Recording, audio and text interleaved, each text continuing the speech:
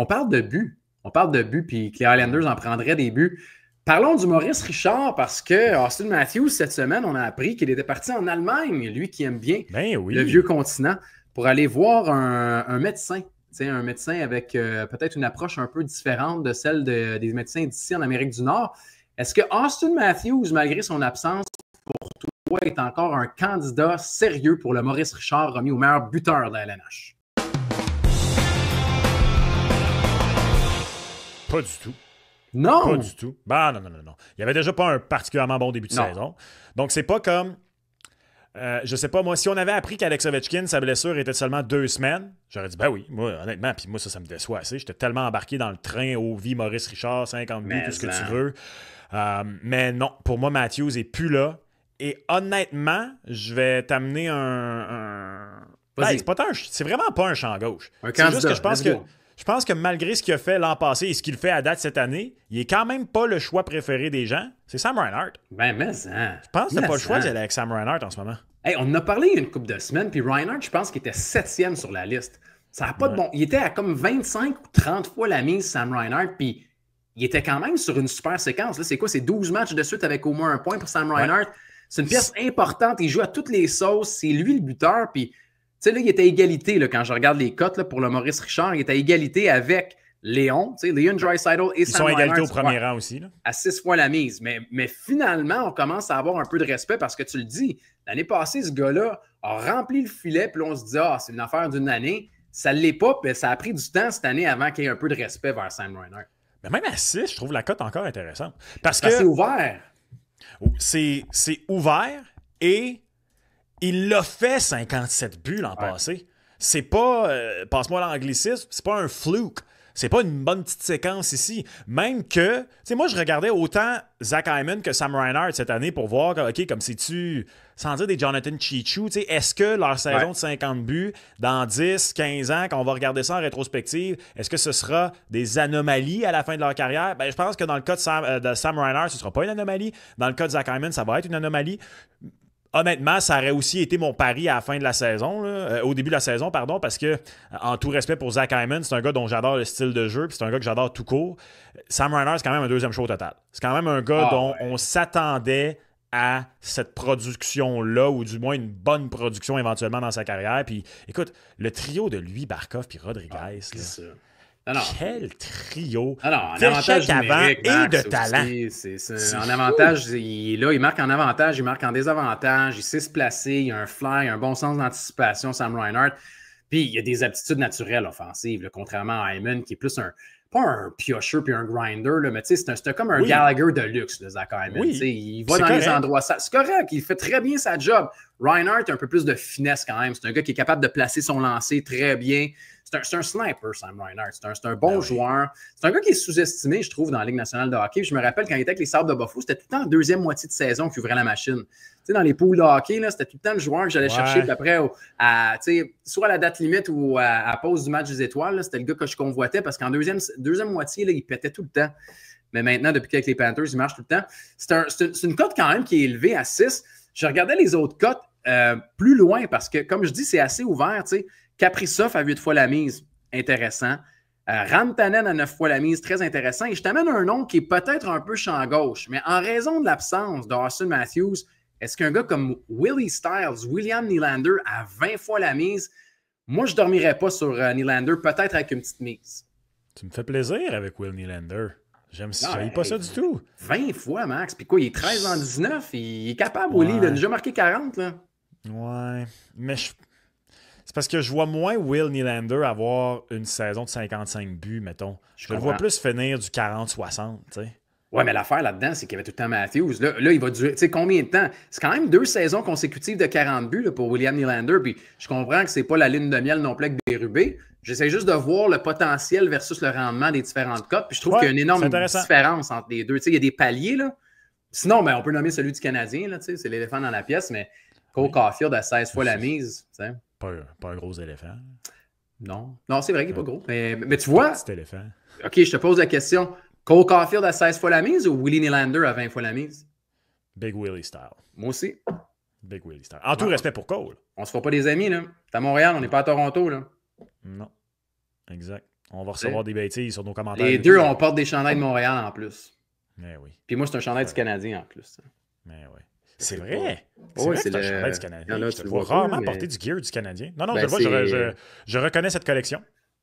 Ben, c'est un petit clin d'œil quand même. C'est un mélange, une collaboration avec le Canadien de Montréal, mais ouais. Moi, ce n'est que mon chandail de ma propre équipe de hockey de Beer League. Mais c'est quand t'es grand du big, c'est que t'as ta propre... T'as ta propre merch, tu sais. Exact. C'est ça la différence entre toi et moi. OK.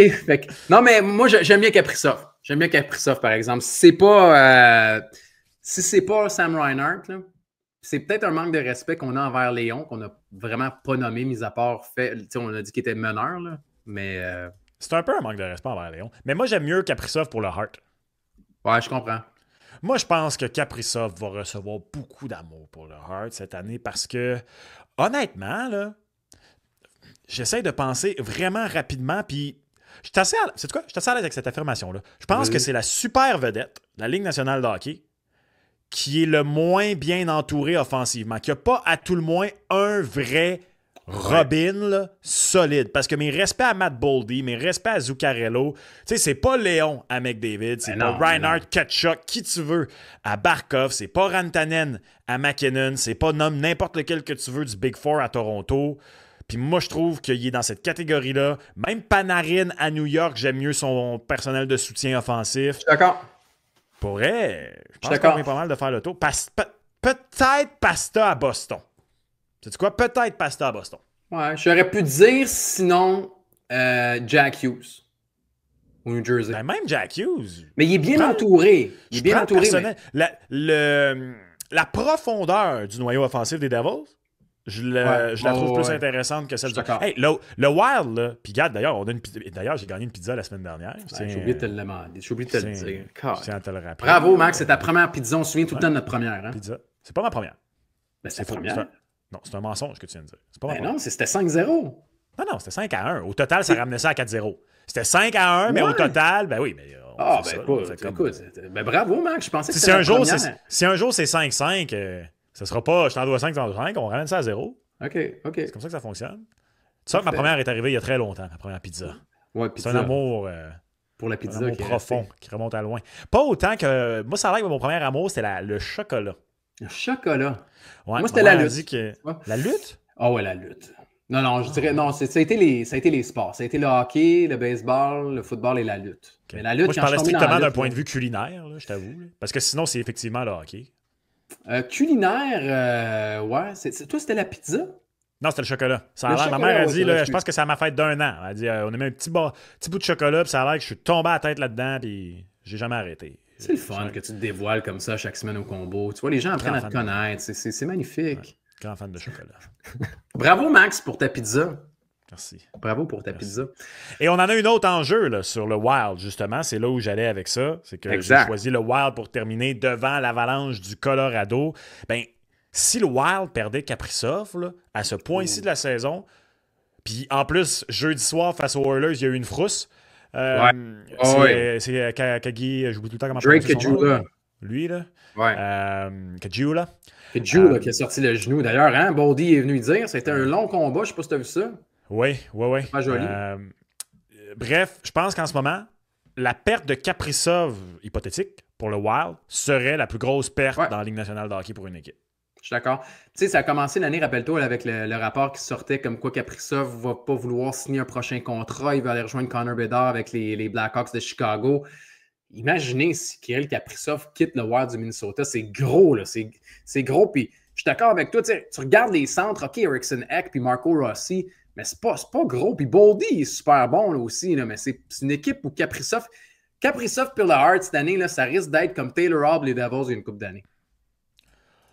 C'est très intéressant. Ouais. Tu te rappelles, je pense que le deuxième pointeur avait comme une trentaine ou une quarantaine de points en arrière. Puis je dis pas que c'est ce qui va arriver, mais il y a une grosse coche là, en dessous de Kaprizov. Ouais. C'est l'année où probablement que McKinnon, ça a arrêté son premier Hart cette année-là, mais il s'est blessé. Ouais, Nathan McKinnon. Ce qui fait que Taylor Hall a terminé. Puis en plus, parce que le comparatif est tellement bon, parce que récemment, je ne sais pas pourquoi je t'ai tombé là-dedans, là, mais Taylor Hall, cette année-là, était... parce que c'est une année où McDavid a raté les séries. Et Taylor Hall n'a pas terminé la saison meilleur pointeur, deuxième meilleur pointeur. Il avait terminé avec 93 points. 93, ouais. Puis il était quelque chose comme 5e là, meilleur marqueur de la Ligue nationale de hockey cette année-là. Je pourrais imaginer un scénario, tout dépendamment de combien de points derrière il serait, mais de toute façon, en ce moment, c'est pas le cas. Là. Il est à égalité au premier rang de la Ligue nationale de hockey. Mais je pourrais imaginer un scénario si Kirill Kaprizov, même s'il termine 3e, 4e, 5e marqueur, qui pourrait gagner le Hart. Et Taylor Hall, je te confirme, c'était 6e cette année-là. 6e au trophée Hart Ross. Je te pose la question. Le deuxième pointeur des Devils cette année-là avait combien de points si Taylor Hall en avait 93? 2017-2018, ça, hein? Exact. Eh boy. J'aurais pas. 18. Ouais. Est-ce que. Je te demande pas son nom, je te demande juste le nombre de points. Le nombre de points? Ouais. Ça devait genre être Paul Mary à, je sais pas, moi 60, mettons. Paul Mary est à 44. T'avais Will Butcher à 44. Et celui qui est terminé au deuxième rang, c'est Nico Hischier à 52 points. Donc 41 points de différence. 41 points de différence, pareil, Max. Est-ce que Will Butcher joue encore, d'ailleurs? Non. Il est arrivé quoi, Will Butcher? Écoute, une méchante débarque, puis pas à peu près, là, Will Butcher. Dans ma tête, il était pas vieux. Non, pas du tout. Pas du tout. C'était sa première année. C'était son année recrue avec les Devils du New Jersey à 44 points. Et après, il n'a jamais refait. D'ailleurs, je viens de regarder. De 44, 30, 21, 11, 8 points. Merci, bonsoir. Il joue en KHL cette saison, Will Butcher. Bon, tu vois. Il n'est plus là. Ouais. Salutations, Will. T'es un bon défenseur quand il est rentré, rappelle-toi. Ben, c'était pas un gagnant du trophée Obi Baker, ça? Ah, ou en tout cas, je me sais pas s'il a gagné là, Obi Baker, mais tu sais, c'était un cas de qui va le signer, là, un peu comme Jimmy Vesey ou avant ça. Ça avait été une belle prise pour les Devils. Lui qui avait été originalement, c'est ça, je me rappelle, c'était un choix de 5e tour de Colorado. Colorado qui l'avait repêché à l'époque. Will Butcher, on est rendu niché. C'est niché le combo, hein? Je ne pourrais pas dire, c'est la belle conversation à faire à la machine à café. Là. Mettons, vous êtes avec vos boys de pool de hockey. Là. Te rappelles-tu de Will Butcher? Non. Ah oui. Taylor Hall, là, cette année-là, 41 points de plus que Nico Hischier au deuxième rang. Parce que c'est quoi le pire de ce que tu viens de dire? C'est que il n'y a pas très longtemps, parce que moi, je sais pas toi, là, OK? Là, mais moi, personnellement, là, ça m'arrive très souvent. Je reviens de voir, mettons, mes 2-3 amis. Là, puis, hey, comment ils vont être elles? Ça va bien. Ouais, qu'est-ce qui se passe? Comment ça va à la job? Je suis dessus. Ah, puis il arrive quoi avec ta. Je sais pas, mon gars. Qu'est-ce que vous avez fait? Parler de quoi? Qu'est-ce que vous avez fait? Parler du pot.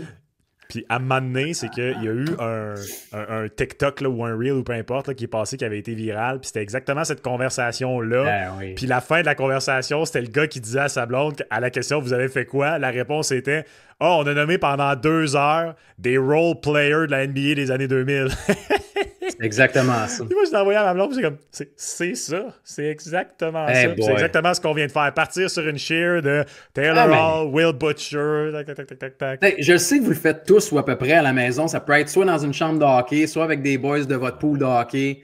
Puis là, hey, t'en rappelles-tu de tel gars? Oh, ouais, ça... Puis là, ça vire tout le temps dans les conversations. C'est la beauté du sport. Hein. C'est magnifique.